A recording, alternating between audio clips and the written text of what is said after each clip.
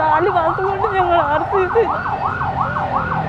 അപ്പോൾ ഡോക്ടർ വന്നിട്ട് മജ്ജ മാറ്റി വെക്കുന്നു.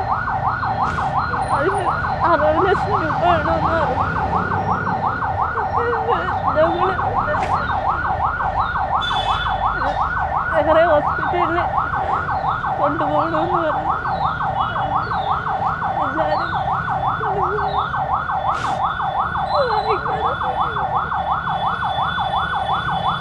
അസ്സലാമു അലൈക്കും വറഹ്മത്തുള്ളാഹി വബറകാതുഹു.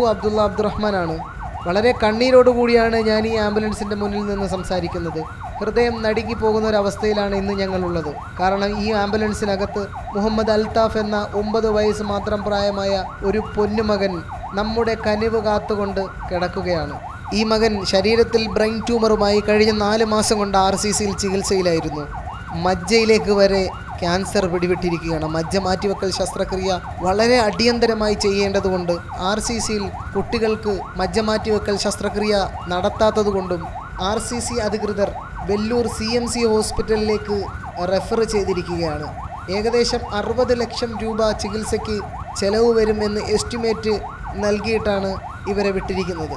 യാതൊരു നിവൃത്തിയുമില്ലാത്ത ഈ ഒരു ഉമ്മയും ബാപ്പയും ഈ കുടുംബം വളരെ ബുദ്ധിമുട്ടിലാണ്. ആംബുലൻസിൻ്റെ ക്യാഷ് പോലും കൊടുക്കാൻ അവരുടെ കയ്യിൽ നിന്ന് നിവൃത്തിയില്ല. എന്നെ ഈ വിഷയം വിളിച്ചു പറയുന്നത് കരുനാഗപ്പള്ളി പടിഞ്ഞാറെ തെരുവ് മുസ്ലിം ജമാഅത്ത് അധികൃതരാണ്. അവരുടെ യാത്രയിൽ റോഡ് സൈഡിൽ വെച്ചിട്ടാണ് ഞാൻ ഈ വീഡിയോ ചെയ്യുന്നത്.